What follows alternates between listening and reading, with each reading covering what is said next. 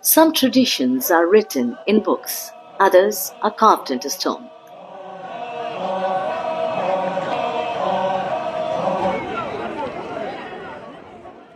In the hills of Nagaland, an entire village still gathers to pull a giant monolith across mountains, preserving a way of life that has endured for centuries.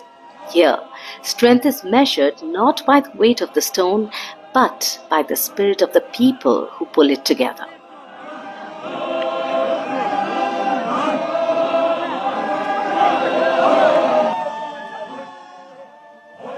His face is etched with the passage of time. Every wrinkle tells the story of a century spent in these hills. Draped in the richly woven tapika, the shawl of merit, 102-year-old Silumgui Di Badio of Sakraba village sits quietly, watching hundreds of villagers pull a giant stone across the mountains, just as he once did in his youth. For him, this is more than a ceremony. It is a lifetime of memories unfolding before his eyes.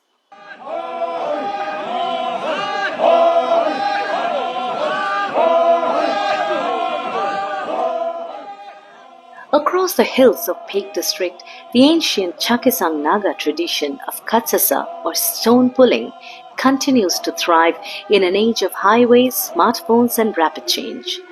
What appears to be the movement of a massive monolith is one of Nagaland's most enduring expressions of community, honor and identity.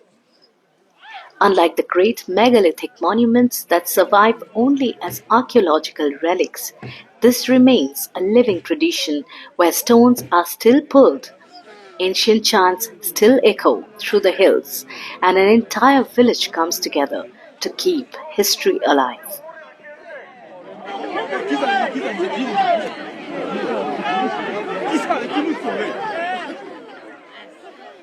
For generations, stone pulling formed the heart of the prestigious Feast of Merit, or Zhotho Zhove, regarded as the highest honor in Chakhesang custom. This honor was never inherited, it had to be earned. Among the Chakhesang Nagas, prestige was measured by generosity, families earning honor by opening their homes, feeding the village and giving back to the community. Only then did they earn the right to pull and erect a commemorative stone.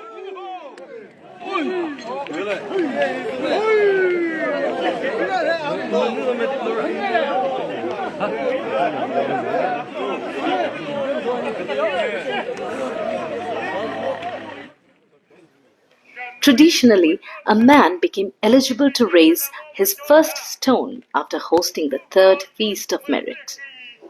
With each successive feast came the privilege of erecting additional stones.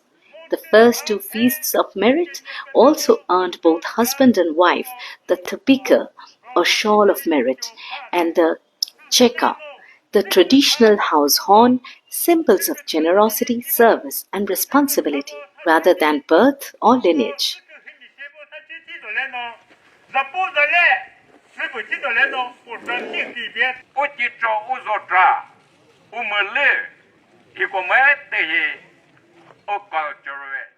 One of the most remarkable aspects of the tradition is the place accorded to women. Long before gender equality entered modern public discourse, Chakhesang customs recognized women as equal partners in honor. During the fourth Feast of Merit, a separate stone was pulled in the wife's name, as she enjoyed the same right as the husband to wear the shawl of merit.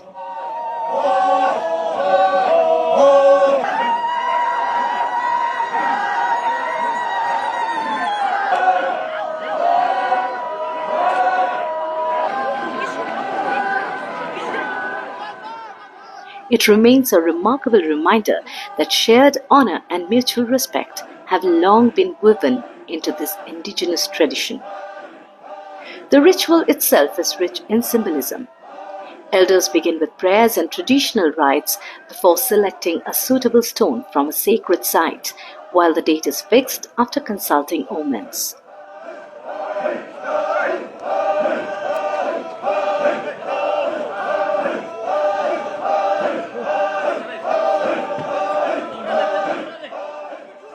On the appointed day, the oldest elder grips the rope tied around the stone and calls upon it to begin its journey. Soon, the village moves as one.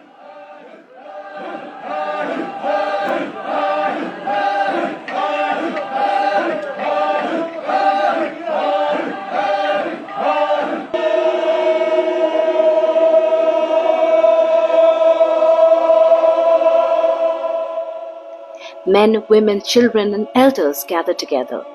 Thick ropes woven from forest vines are fastened around the monolith.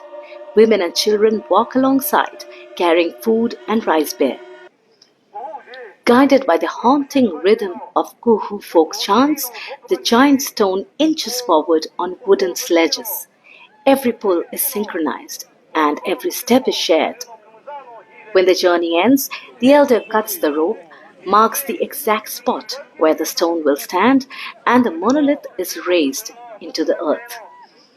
From that moment, it becomes a record of generosity, a marker of community, and a keeper of memory. Scattered across villages like Sakraba, these megaliths are living archives of lineage, migration, and shared history. The celebrations continue with feasting, dancing, and the retelling of stories, ensuring that each generation inherits not only the monument but also the value it represents.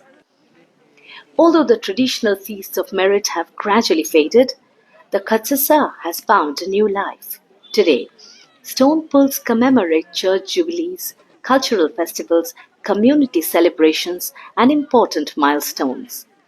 The event at Sakraba marks the Golden Jubilee of the Sakraba Youth Organization, demonstrating how an ancient tradition continues to evolve without losing its soul.